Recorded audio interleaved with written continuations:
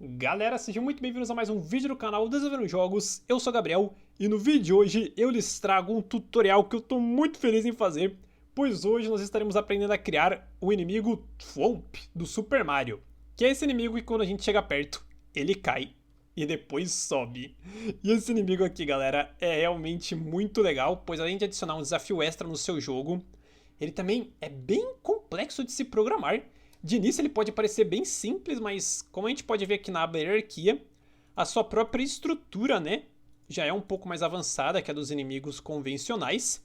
Mas pode ficar tranquilos que mesmo sendo um pouco mais complexo, nesse tutorial aqui a gente vai seguindo passo a passo, explicando detalhe por detalhe como é que a gente faz esse super inimigo aqui. E lembrando que se você quiser, né, o código desse projeto finalizado ou dele levemente iniciado, tem o link para o GitHub aí na descrição e no comentário fixado. Então, bora agora pro tutorial.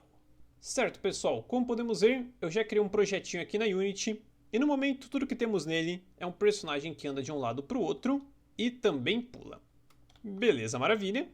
Então agora que a gente já tem uma fase para dar uma testada no nosso inimigo, vamos de fato criar o nosso inimigo. Só que, galera, antes de a gente pular para a programação e já programar a sua queda e a sua subida, vamos primeiramente configurar o seu Game Object, pois nós estaremos configurando ele de um jeito um pouco diferente do convencional, e eu sei que de início vai parecer um pouquinho esquisito, mas pode ficar tranquilos que indo aqui no passo a passo tudo fará sentido. Tendo isso em mente, bora lá.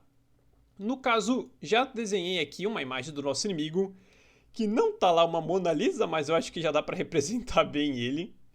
Então vamos pegar aqui a imagem do nosso querido inimigo e arrastar para a aba Hierarquia. Fazendo isso, ele já aparecerá aqui na aba Cine. No caso, o jogador está em cima dele, né? Então eu vou pegar e trazer ele aqui para o lado. Maravilha. Aqui, como podemos ver, já temos nosso querido bloco cinza. E agora, como é que vai funcionar o seu Game Object? No caso, nós teremos um Game Object vazio a princípio, que será o segurador do nosso inimigo. E aí, este Game Object terá como filho um outro Game Object que segurará o visual, ou seja, o sprite do inimigo. E depois teremos mais dois Game Objects como filhos do nosso inimigo. Um para segurar o seu ativador e o outro para segurar a sua hitbox.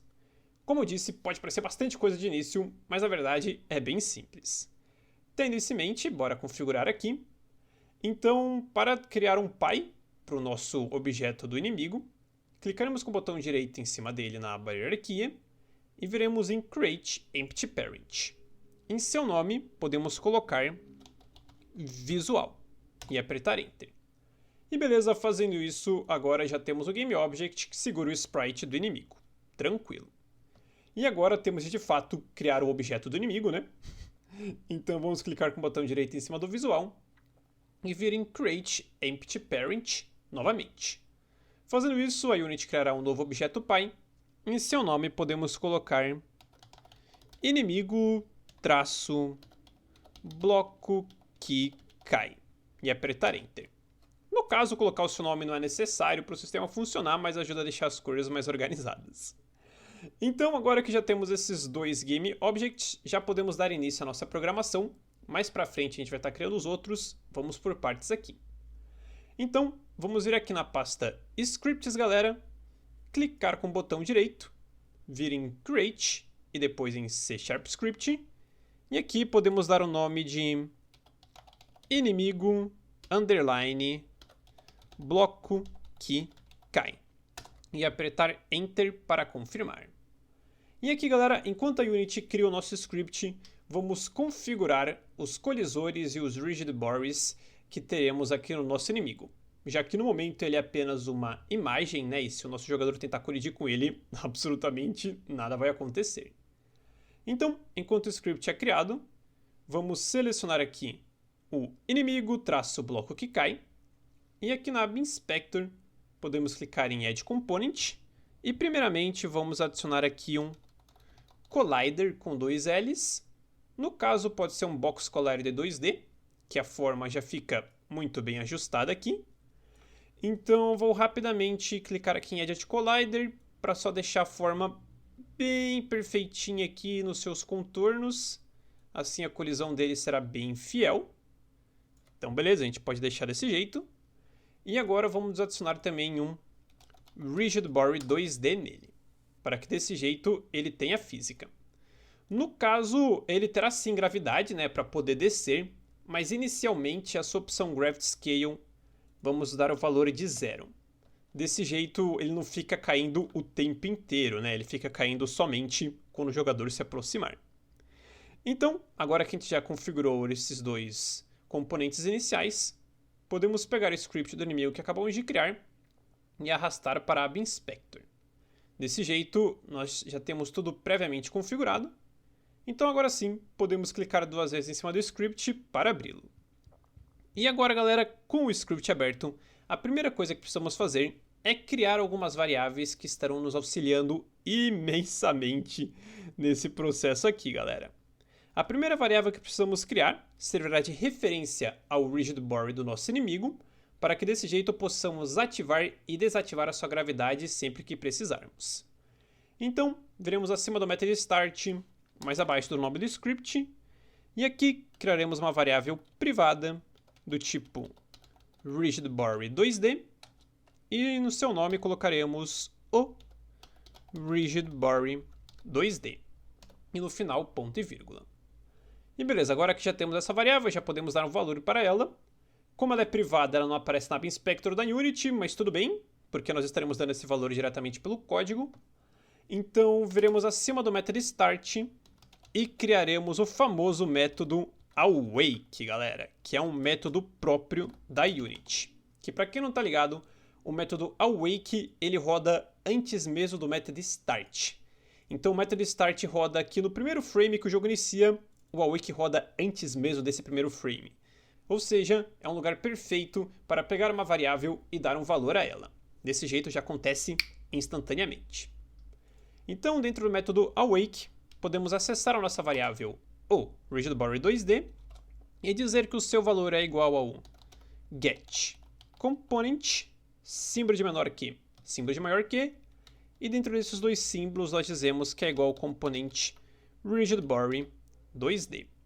E no final da linha abre e fecha parênteses e ponto e vírgula. E beleza, fazendo isso, agora o nosso querido inimigo já tem um jeito de pegar o seu Rigid Body.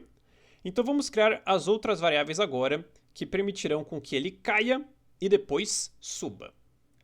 Então viremos aqui abaixo da variável do Rigid Body 2D e criaremos uma variável privada do tipo float, chamada força da gravidade.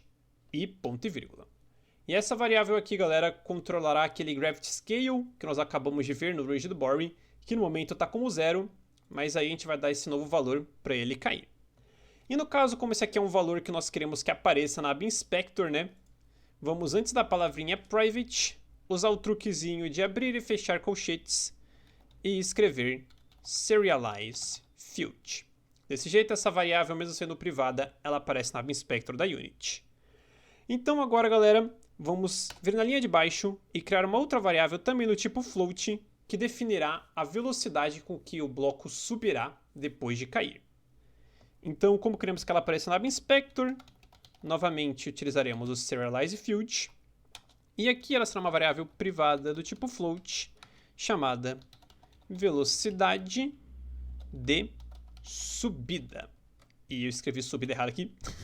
Velocidade de subida. E no final, ponto e vírgula. E agora, galera, que já temos essas duas variáveis para controlar a sua velocidade de descida e também de subida, né? O que faremos é vir na linha de baixo e criar as nossas variáveis de cronômetro, pois não queremos que o bloco caia e instantaneamente volte a subir. Não, nós queremos que ele caia, fique 1 ou 2 segundos no chão e só então volte a subir.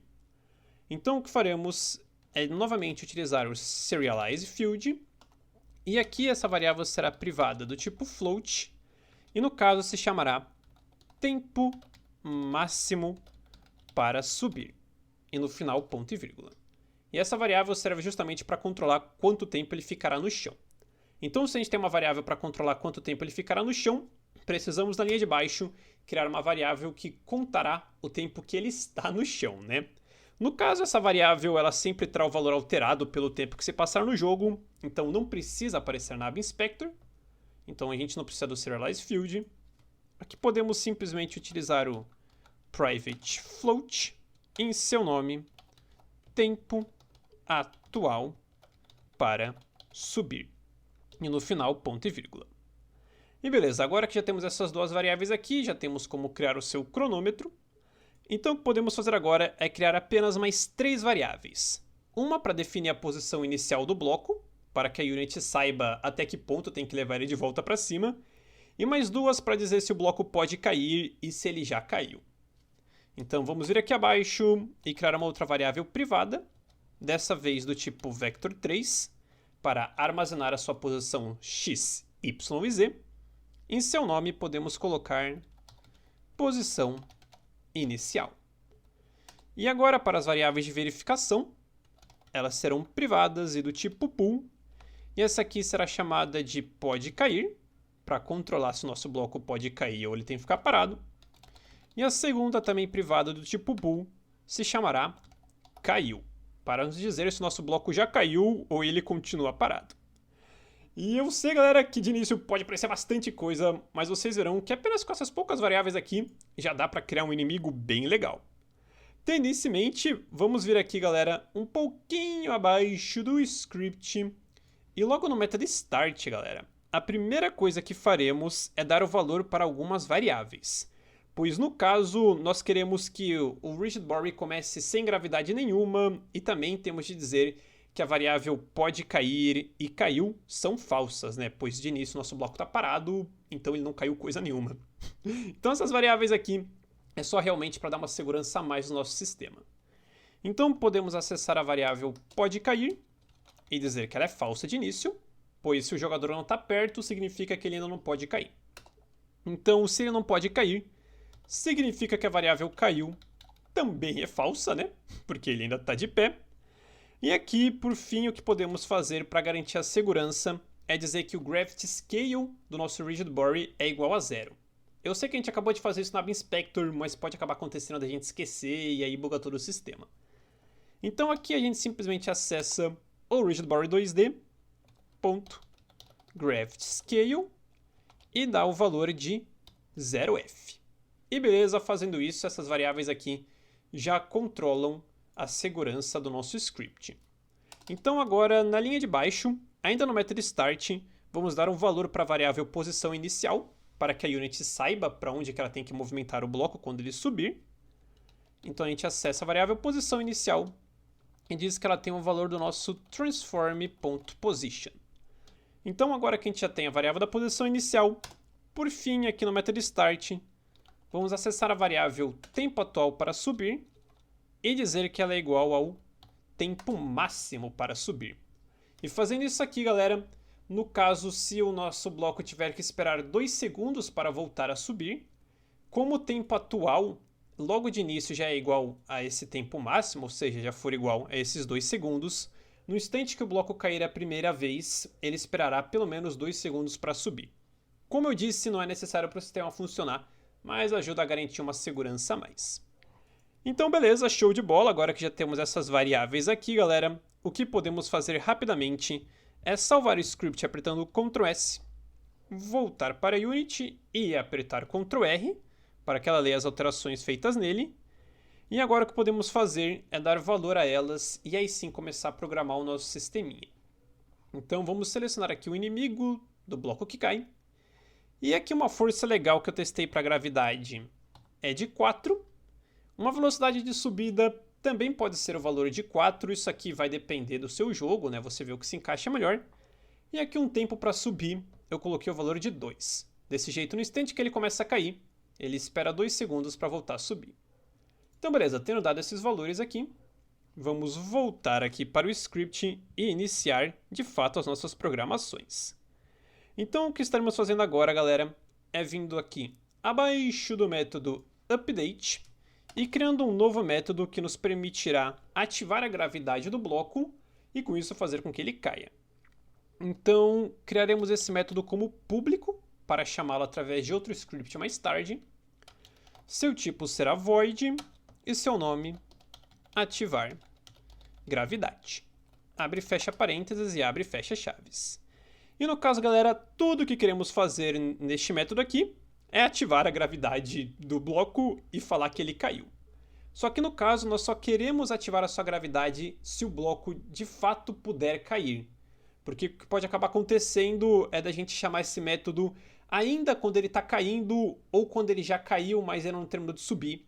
E aí pode acabar acontecendo do inimigo cair e no meio do caminho cair de novo. Mas nós não queremos que isso aconteça. Queremos que ele só caia quando ele terminar de subir completamente. Então o que a gente pode fazer é criar uma verificação aqui com a condição if. E dentro dos seus parênteses apenas verificar se a variável pode cair é verdadeira. Foi por isso que a gente criou ela. Então aqui podemos chamar a variável pode cair. E apenas colocando o seu nome, a condição if só vai rodar se ela for verdadeira. Então, se pode cair for verdadeira, significa que a variável caiu também é igual a verdadeira, pois o nosso bloco aqui está caindo. E agora vamos ativar a sua gravidade, né? Porque no momento está de 0. Então, podemos novamente acessar o seu Rigid Body 2D, .gravity scale. E aqui, ao invés de escrever um valor diretamente no código, né, já colocar o 4 aqui, a gente pode usar a variável que criamos agora, chamada força da gravidade. E ponto e vírgula. Isso aqui é literalmente tudo que a gente tem que fazer para o bloco cair.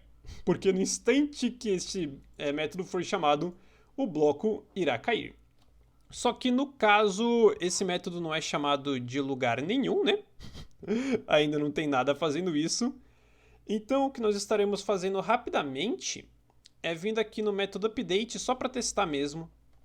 Podemos criar uma condição if e aqui verificar com o input.getKeyDown. Podemos verificar se a tecla, por exemplo, C foi apertada. E aí, se foi, a gente pode simplesmente chamar o método ativar gravidade. E no caso, como ele só roda se o pode cair for verdadeiro, a gente também vem aqui e diz que o pode cair é igual a true. Isso aqui não ficará na versão final, mas a gente está fazendo isso só para testar o nosso sistema mesmo. Então vamos voltar para a Unity e apertar Ctrl R para que ela leia as alterações feitas nele. E agora, galera, se fizermos tudo certinho, veremos que ao apertar a tecla C no nosso teclado, o nosso bloco irá cair. Olha só que legal, a gente aperta C e ele cai. Show de bola. No momento ele continua caído, mas é porque a gente não programou para ele subir, né? Mas é interessante saber que o nosso sistema aqui já está funcionando. Então a gente já vai entendendo no passo a passo como é que ele funciona. Então agora podemos voltar para o script e programar o seu cronômetro, né? Porque nós criamos essas variáveis aqui justamente para controlar este cronômetro. Então vamos vir aqui abaixo do script e abaixo do método update, mas acima do ativar gravidade, podemos criar um método privado do tipo void. Esse aqui pode ser privado porque a gente não vai chamar de outro lugar. Em seu nome, rodar cronômetro. Abre e fecha parênteses e abre e fecha chaves. E aqui, galera, tudo que queremos fazer é verificar se o nosso bloco caiu. E aí, se ele caiu, iniciar o cronômetro. Porém, se ele não caiu, queremos que ele simplesmente volte para a sua posição. Ou seja, que ele volte para cima. Então, o que podemos fazer é criar uma condição if. E aqui dentro de seus parênteses, perguntar se a variável caiu é igual a verdadeira. Então, se ela for igual a verdadeira, significa que o bloco começou a cair, então já queremos começar a rodar o nosso cronômetro. E para fazer isso, tudo o que precisamos fazer é acessar a variável tempo atual para subir, colocar um símbolo de menos, um símbolo de igual, e o comandinho time.deltaTime. E no final, ponto e vírgula. E beleza, fazendo isso, a cada segundo que se passar, a Unity descontará um segundo dessa variável. No caso, o tempo atual serve justamente para contar o quanto tempo que está passando, né? Então, como está descontando um segundo a cada segundo que se passar, na linha de baixo criaremos uma condição if para verificar se essa variável é menor ou igual a 0. E se for menor ou igual a 0, significa que o tempo que ela tinha que esperar para subir já passou. Então, vamos acessar a tempo atual para subir, colocar um símbolo de menor aqui ou igual, e o valor 0.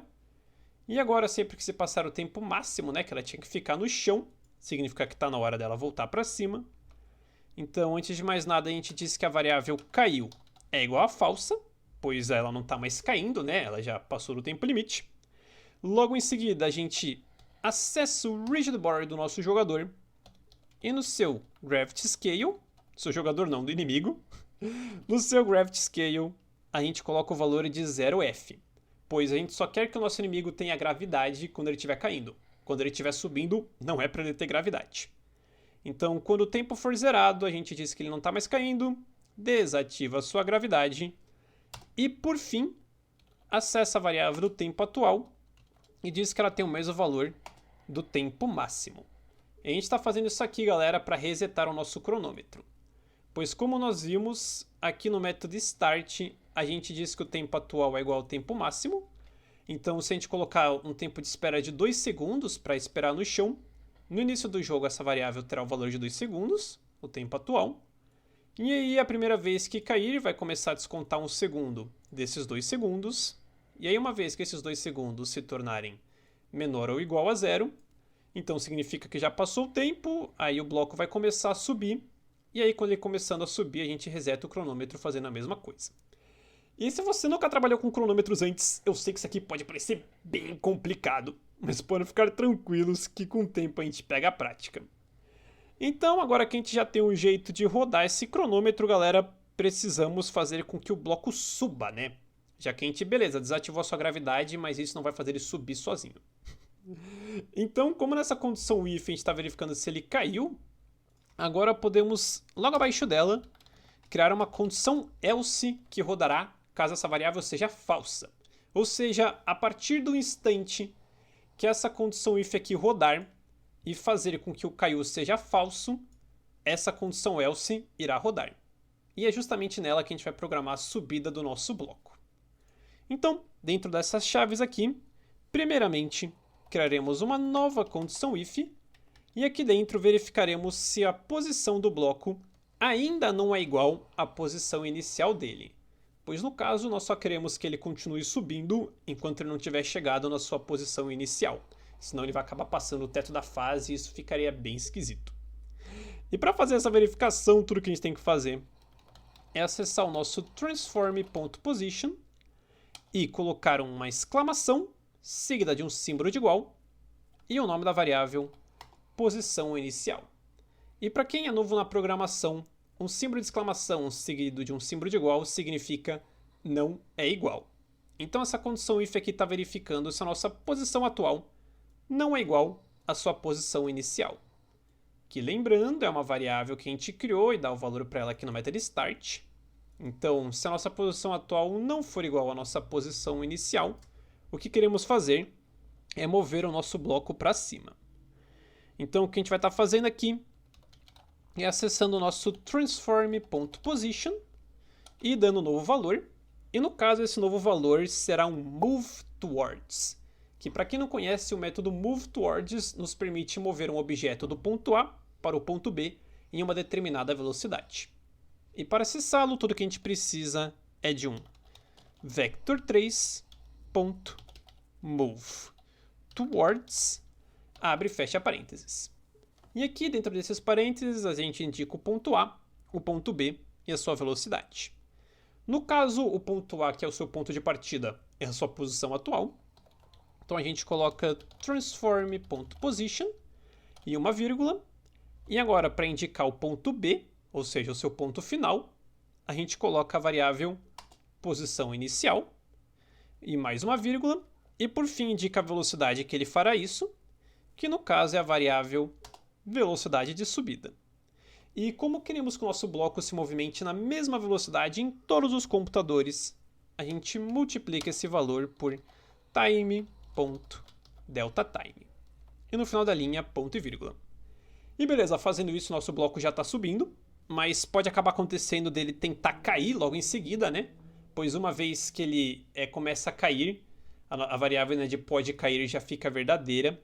Então o que a gente pode fazer na linha de baixo, ainda dentro dessa condição if, garantir que a variável pode cair seja igual a falsa. Desse jeito ele não vai cair enquanto estiver subindo. Então beleza, com essa condição if aqui, a Unity já movimenta o bloco para cima, somente quando ele não chega na sua posição. Mas o que vai acontecer quando ele chegar na posição inicial? No momento não vai acontecer nada. Só que o que nós queremos que aconteça é que, a partir do instante que ele chega na posição inicial, a Unity diga que ele já pode cair novamente. Então, como essa condição if aqui roda enquanto ele não chegou, abaixo dela, vamos criar uma condição else para rodar quando ele chegar. E aqui, quando ele chegar, tudo o que queremos fazer é dizer que a variável pode cair é igual a verdadeira. Pois enquanto ele ainda não chegou na posição que tinha que chegar, ele sobe, mas quando ele chega, ele para de subir e diz que ele já pode cair novamente. E beleza, galera, fazendo isso, o nosso sistema já está basicamente pronto, ainda faltam umas coisinhas cair lá, mas já já a gente ajeita. No caso, para o nosso cronômetro funcionar, nós temos que chamá-lo em algum lugar, né? Então, vamos vir aqui no método update e chamar o rodar cronômetro, abre e fecha parênteses e ponto e vírgula. E beleza, fazendo isso, nosso sisteminha já está prontinho para funcionar. Então, vamos voltar para a Unity e apertar Ctrl R para que ela leia as alterações nele. E eu sei, galera, que esse tutorial aqui pode estar parecendo um pouquinho mais puxado, mas esse inimigo aqui, embora ele possa parecer bem simples de se programar, ele na verdade é bem complexo. Mas no passo a passo a gente entende. Então, agora que as alterações já foram lidas e a gente também já deu os valores das variáveis, vamos clicar aqui no Play e a gente configurou para apertar C e ele cair, né? Então a gente pode apertar C, ele vai cair e depois de 2 segundinhos ele irá subir. Olha só que coisa maneira!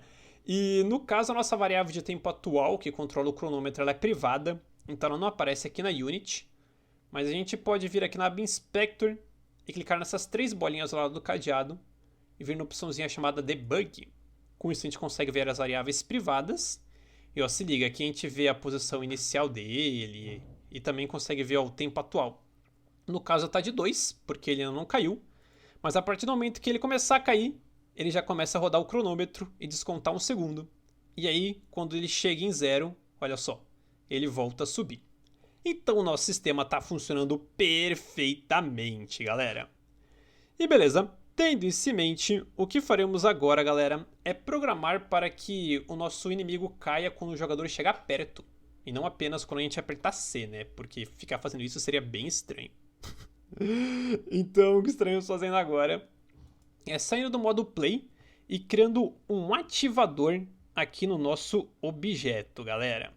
Porque a gente poderia sim estar simplesmente verificando a distância do inimigo, do jogador, mas pode acabar acontecendo de você ativar o seu inimigo quando o jogador estiver em cima dele ou super abaixo, e controlar essas coisas é um pouquinho complicado. Então eu resolvi simplesmente criar um trigger que quando a gente entrar ele vai cair e quando a gente sair ele não vai fazer nada. Então, sabendo disso, vamos voltar aqui na aba Hierarquia e criar o ativador como filho do inimigo. Então vamos clicar com o botão direito em cima dele, vir em Create Empty, em seu nome podemos colocar ativador e apertar Enter para confirmar. E aqui vamos rapidamente voltar a aba Inspector para normal, né? Assim ela volta do jeito que a gente está acostumado. E aqui tudo que temos de fazer, galera, é adicionar um Box Collider nele e configurar a sua colisão, né? Então a gente adiciona um componente e aqui podemos pegar um Box Collider 2D. E no caso a gente tem que ajustar o seu tamanho, pois nos jogos do Mario esse bloco aqui é ativado quando o inimigo chega um pouco perto, né? Ele não tem que estar colado nele, só um pouquinho perto. Então o que a gente pode fazer é chegar aqui no ativador e clicar no botãozinho Edit Collider. E aqui eu vou trazer só mais para o lado, assim fica mais fácil de ver. E no caso, nós queremos que quando o jogador estiver mais ou menos nessa altura, ó, a gente pega esse quadradinho de baixo e puxa para cá. Quando ele estiver mais ou menos dessa distância aqui de altura e de largura, a gente pode, ao invés de editar um lado de cada vez, a gente pode pegar o quadradinho do lado e com a tecla Alt pressionada, movimentar o mouse. Fazendo isso, a gente altera os dois lados ao mesmo tempo. No caso, eu acho que uma distância assim já está legal. Aí, desse jeito, se o jogador entrar nesse quadrado aqui, que já não está completamente colado nele, a gente já consegue identificar essa colisão. No caso, vou só fazer uns ajustes finais aqui, né? Essa colisão não precisa estar aqui em cima, só aqui embaixo mesmo. Então eu vou trazer para cá. E acho que os tamanhos laterais estão muito grandes. Vamos colocar aqui o size no eixo X de 4. Eu acho que assim fica melhor. Então beleza, fazendo isso, a última coisa que precisamos configurar no Box Collider é marcar a caixinha do isTrigger. Desse jeito esse colisor virará um gatilho, né? Apenas um ativador. E a gente tem que fazer isso porque se nós simplesmente configurássemos ele como um colisor normal, quando o jogador tentasse passar por ele, ele seria bloqueado. No caso, a gente só quer que ele ative o inimigo mesmo. Então beleza, agora que nós já temos um ativador, o nosso intuito é fazer que quando o jogador encoste nesse trigger, o inimigo caia, né? Então vamos programar isso. Como a gente já tem um script que controla a queda do jogador não, do inimigo, vamos criar um outro script para controlar o seu ativador, assim a gente deixa as coisas mais organizadas e não se confunde na lógica. Então aqui na pasta Scripts, clicaremos com o botão direito, viremos em Create em C# Script, em seu nome podemos colocar ativador, underline, bloco que cai e apertar Enter. Lembrando que não precisa seguir esses nomes exatamente, eu estou colocando eles para ficar um pouco mais explicado. Então agora que a gente já criou esse script, vamos pegar o nosso ativador aqui na aba hierarquia e arrastá-lo até a aba Inspector. Fazendo isso, olha só que maravilha, o nosso script já está aqui, então a gente já pode programar direitinho. Então vamos clicar 2 vezes em cima dele para abri-lo.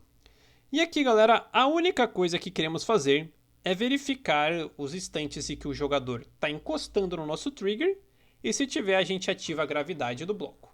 Que foi justamente por isso que nós criamos aqui o método ativar gravidade como público, para que pudéssemos chamá-lo através desse script aqui.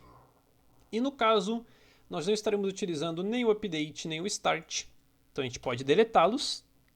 E aqui o método que queremos utilizar se chama onTrigger stay 2D. Então a gente digita onTrigger stay 2D e aperta Enter. E aqui, galera, traduzindo o nome desse método, ele seria nuficar do trigger 2D. E eu sei que pode parecer um pouco estranho, mas nós temos o método onTriggerEnter, que roda quando o objeto entra no trigger. Nós temos o onTriggerExit, que roda quando o objeto sai do trigger. E nós temos o onTriggerStay, que roda sempre que o objeto permanece nele. Então não é quando ele entra ou sai. Enquanto o objeto permanecer dentro do trigger, ele estará rodando. E no caso a gente pode identificar que objeto é esse através da variável other. E é justamente isso que faremos agora, pois nós não queremos que o inimigo caia quando qualquer coisa passar por debaixo dele, né? Então o que podemos fazer é criar uma condição if. E dentro dos seus parênteses, existem diversas maneiras para identificarmos, né, qual que é o objeto que está colidindo com a gente, mas aqui eu estarei utilizando a mais simples e mais rápida de explicar, que é basicamente verificando a tag do jogador. E se você é novo na Unity e não sabe o que são tags, é bem simples. Uma tag nada mais é que uma etiqueta, um rótulo que você coloca em um objeto para conseguir identificar ele. Tanto é que se voltarmos rapidamente na Unity, e selecionarmos, por exemplo, o nosso jogador, veremos aqui na aba Inspector que abaixo do seu nome tem uma opçãozinha chamada Tag, que no momento está marcada como Untagged, ou seja, no momento esse objeto não possui tag nenhuma, mas aqui, como podemos ver, temos diversas tags para escolher. No caso, a gente pode criar as nossas próprias tags ou utilizar uma que a Unity já dá. E aqui uma tag interessante que ela já dá é a tag Player, que em inglês é jogador, né? Então o que a gente pode fazer é adicionar a tag player no jogador. E pronto, agora a gente sabe que quando alguma coisa colidir com a gente e essa coisa tiver a tag player, significa que é o jogador. No caso poderia ser qualquer outra tag, mas a player é a mais utilizada. Então a gente adiciona a tag player no jogador. E agora aqui no script tudo que a gente tem que fazer é identificar essa tag. Então aqui a gente acessa a variável other para acessar o GameObject que está colidindo com a gente. .GameObject.compareTag. Abre e fecha parênteses e abre e fecha aspas duplas. E dentro dessas aspas duplas, a gente coloca o nome da tag que quer verificar, que no caso é player, ou o nome que você colocou lá, mas a gente colocou player. E agora, sempre que o objeto ficar no nosso trigger e ele tiver a tag player, a gente roda o código que tiver dentro dessas duas chaves. Então aqui tudo que queremos fazer é rodar o método ativar gravidade. Só que temos um probleminha, galera. O método ativar gravidade não está nesse script. Então não basta a gente vir aqui digitar ativar gravidade que não ia funcionar. Então o que temos de fazer é de algum jeito acessar esse script aqui e rodar este método. Porém, olha só o probleminha. O script do ativador está no GameObject do ativador e o script do inimigo está no GameObject do inimigo. Então temos dois objetos separados aqui, dois scripts em lugares diferentes. Então, o que a gente precisa fazer é acessar o pai do ativador, que no caso é o inimigo, e aí sim acessar o script nele. E como é que a gente faz isso? Bem simples, olha só. Aqui no nosso script do ativador, tudo que temos de fazer é digitar transform.root com dois Os. E pronto, fazendo isso a gente já está acessando o seu pai.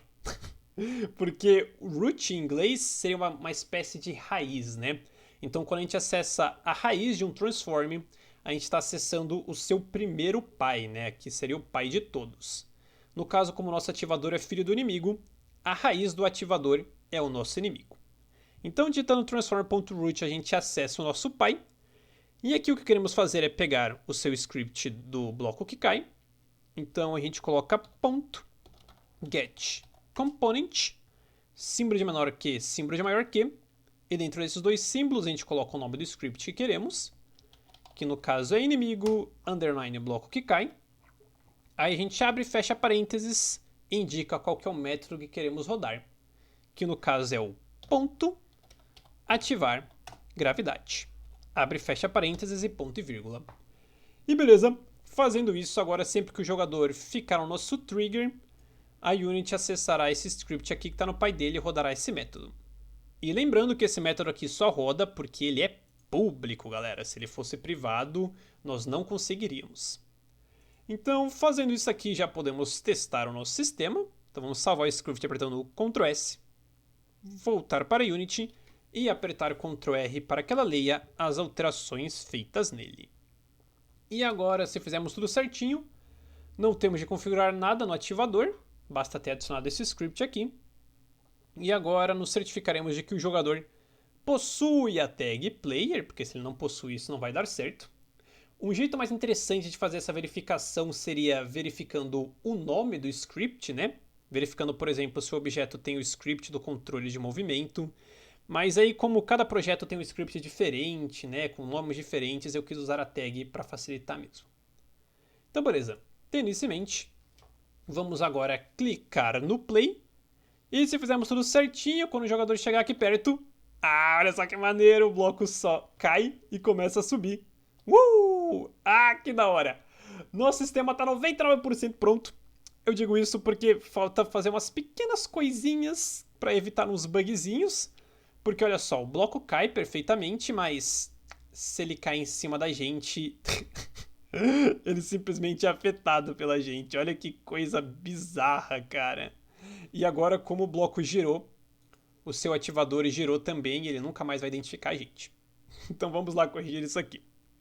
Para consertar sua rotação, na verdade é bem simples. Basicamente, tudo que a gente teria que fazer é selecionar o inimigo e aqui no seu componente do Rigid Body, nós viríamos na opçãozinha chamada Constraints e marcaríamos a caixinha do Freeze Rotation. Então a gente vem aqui e marca o eixo Z. E fazendo isso, agora mesmo que o inimigo encoste no jogador de modo a rotacioná-lo, como a gente congelou essa rotação Z, isso não acontece, olha só. Pera aí, erramos, vamos deixar ele subir. Ó, ele não consegue mais rotacionar na gente. Então ele bate na pontinha, mas cai. E beleza, o problema da rotação está resolvido, mas como a gente pode ver, a gente consegue empurrar ele. E isso é bem estranho, olha esse comportamento bizarro aqui.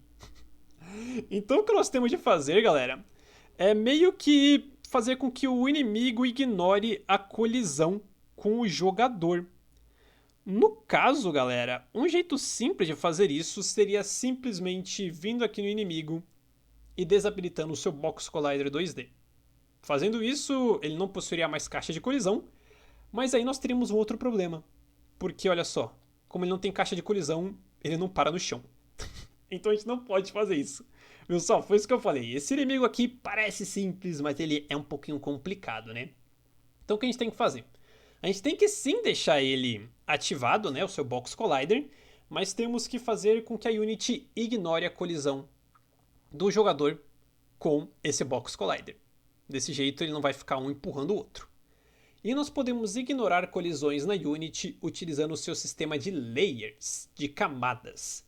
Se você assistiu o nosso tutorial, onde nós ensinamos a criar o controle de personagem, você viu que a gente só permite que ele pule caso ele esteja encostando em um objeto que possua layer do chão, que a gente configurou aqui no seu script. E no caso, nós podemos configurar uma layer em qualquer objeto. Tanto é que se a gente vier aqui em Layer, no momento ele está na Layer padrão, mas nós podemos clicar aqui em Add Layer. E com isso a Unity nos permitirá adicionar diversas layers no nosso projeto. Layer traduzindo significa camada, mas aqui no nosso caso a tradução acaba não fazendo muita diferença, né? Mas basicamente o que queremos fazer é criar uma layer para o nosso inimigo e depois criar uma layer para o jogador e aí configurar para que as duas layers não se identifiquem. Então, viremos aqui, por exemplo, na layer 7 e escreveremos jogador e apertaremos Enter. E agora viremos na layer 8 e escreveremos inimigo e apertaremos Enter também. E beleza, fazendo isso agora já temos duas layers diferentes, então vamos configurá-las nos seus objetos. Então vamos pegar aqui o inimigo e na aba Inspector a gente pode marcar sua layer como inimigo e dizemos que não, queremos aplicar essa layer apenas nesse objeto, não queremos aplicar nos seus filhos. Então fazendo isso agora esse colisor está na layer do inimigo e agora podemos pegar o nosso jogador e em sua layer marcar jogador. E falar que não também, queremos que apenas o seu objeto pai possua essa layer. Então beleza, agora os nossos objetos já estão em layers separadas, mas eles ainda não se ignoram, né? Como vocês podem ver, a colisão dos dois continua acontecendo. Então tudo que a gente tem que fazer para ignorar essas layers é vir aqui em cima na Unity, em Edit, e depois descer até Project Settings, que seriam as configurações do projeto. E fazendo isso, a Unity abrirá esse menu. E agora tem que prestar bastante atenção, porque vira e mexe eu me perco nisso aqui toda vez que eu vou mexer. Porque aqui no canto esquerdo da tela, nós temos duas opções de física. A de física normal e a de física 2D. Aqui, galera, queremos acessar a aba de física 2D. Pois se modificarmos qualquer coisa na física normal, como a gente está trabalhando com objetos 2D, não vai acontecer nada de diferente. Então o que faremos é acessar a aba de física 2D. E aqui embaixo dessa janela, veremos que temos o que é conhecido, se não me engano, como uma matriz, se não me engano é o nome, que de início pode parecer uma coisa confusíssima. Eu, quando vi a primeira vez, minha cabeça ficou completamente bugada. Mas basicamente o que está acontecendo aqui é que nessas caixinhas, né, que se cruzam, nós conseguimos marcar e desmarcar, e com isso dizer para a Unity qual que é a layer que ela tem que colidir e qual que ela tem que ignorar. No caso, como podemos ver, aqui a layer do jogador, ela está marcada para colidir com a layer do inimigo. Então a gente tem o jogador aqui na horizontal e inimigo da vertical. Aqui nós não queremos que essa colisão ocorra. Então, tudo o que nós temos de fazer é vir aqui na coluna aqui do jogador e desmarcar essa caixinha. E pronto, é só isso. Fazendo isso, agora a Unity ignorará a colisão entre jogador e inimigo. É só isso que a gente tem que fazer. De início pode parecer bem confuso, mas é bem tranquilo. Então, fazendo isso, já podemos fechar essa janelinha. E agora podemos vir aqui e clicar no Play. Olha só que legal, a gente pode vir aqui e... olha só que da hora, agora o inimigo não mais colide na gente. Porém, galera, isso tem um pequeno probleminha, que agora o inimigo não tem como dar dano na gente. Nesse tutorial aqui a gente não vai estar programando dano, senão ele vai ficar mais gigantesco do que tá. Mas basicamente o que a gente vai estar fazendo é criando um Game Object à parte que servirá para identificar essa colisão. Então a gente tem o colisor que serve para ele parar no chão e terá o colisor que serve para ele dar dano. Então fazer isso é bem rapidão, olha. Tudo que temos de fazer é vir no nosso inimigo aqui na aba hierarquia, clicar com o botão direito e vir em Create Empty para criar um objeto vazio. E aqui em seu nome podemos colocar Hitbox, que traduzindo seria a caixa do hit, né? Que seria a caixa para identificar essas colisões de dano. Então a gente cria a nossa Hitbox e aqui na aba Inspector a gente adiciona um Box Collider 2D, que no caso a gente deixa do mesmo tamanho do nosso inimigo, né? Então a gente clica em Edit Collider e deixa do mesmo tamanho em cima e embaixo. Show de bola! Aqui nós não queremos que seja um trigger nem nada, porque a gente de fato quer realizar a colisão. E a última coisa que temos de fazer é trocar a sua layer, porque como ela é filha do nosso inimigo, ela acabou puxando a layer do inimigo, mas não é isso que a gente quer não. A gente quer criar uma layer própria para ela. Então a gente clica aqui em Layer, vem em Add Layer, e aqui a gente cria uma nova layer, chamada por exemplo Hitbox, e aperta Enter. E pronto, agora basta selecionarmos a nossa Hitbox e colocá-la nessa layer aqui. E fazendo isso, galera, agora nós já temos um jeito de diferenciar, né, o que é a layer do Hitbox e o que é a layer de fato da colisão. Tanto é que se viermos aqui e clicarmos no Play, como a gente configurou para a Unity só ignorar a colisão entre um e outro, olha só, ela continua acontecendo, que eu coloquei errado, ele tinha que ser um trigger mesmo, me desculpe, eu me confundi. Esse collider aqui, ele tem de ser um trigger. Assim, a colisão ainda acontece, mas não é realizada, né? Então, se fizermos tudo certinho agora, a colisão continua acontecendo. De início não acontece nada, né? Porque o trigger não vai parar a colisão. Mas olha, quando a gente configurar dano ou alguma coisa, o Hitbox já vai estar preparado para receber um OnTriggerEnter, por exemplo. Então beleza, galera, esse aqui é o inimigo, que se não me engano se chama Thwomp, se não me engano é esse o nome. Como eu disse, a sua estrutura é um pouquinho confusa de início, né? A gente tem o seu visual, o seu ativador e o seu hitbox. Mas a gente indo no passo a passo aqui dá para entender um pouco melhor como é que tudo funciona. Então, antes de finalizar o tutorial, gostaria de rapidamente voltar o código aqui e dar uma organizada nele. No caso, não é preciso, mas ajuda a deixar as coisas mais organizadas. Então virei antes de void do onTriggerStay, coloquei a palavra private, assim a gente especifica que ele é privado. E agora no script do inimigo que cai, o que a gente pode fazer é também no método start, no método update, dizer que ambos são privados. E aqui a gente pode deletar, né, esses comentários que não precisa. E por fim podemos criar alguns cabeçalhos aqui para as coisas ficarem mais organizadas. Então, acima da variável do Rigidboard 2D, abriremos e fecharemos colchetes, escreveremos header, e entre parênteses e aspas duplas, aqui a gente pode escrever referências gerais. Eu sempre erro na hora de escrever referências. Então temos um cabeçalho para as variáveis de referências gerais. E agora podemos ter um outro cabeçalho. E aqui podemos colocar queda do inimigo. Fazendo isso, essas variáveis aqui controlam a sua queda. Eu acho que a gente também poderia ter um cabeçalho para sua subida, né? Então a gente poderia talvez vir aqui abaixo e criar um novo header chamada subida do inimigo. Agora a gente vai ter que mover umas variáveis para cima, né? Como eu disse, não precisa, mas é só para controlar mesmo, né?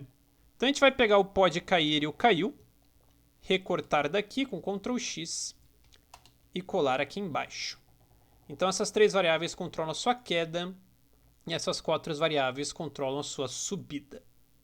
Então beleza, fazendo isso o nosso código fica bem mais organizado. E agora, só para dar aquela garantida, né, vamos voltar aqui para Unity e ver se está tudo funcionando. Porque vira e mexe, quando a gente reorganiza o nosso código, a gente pode acabar quebrando alguma coisa. Então é interessante deixar tudo bem redondinho, funcionando perfeitamente. Então vamos clicar aqui no Play e testar. Aê, tudo funciona maravilhosamente bem. Show de bola! Ah, cara, esse nosso inimigo aqui tá muito legal. E olha só, funciona igualzinho do Mario.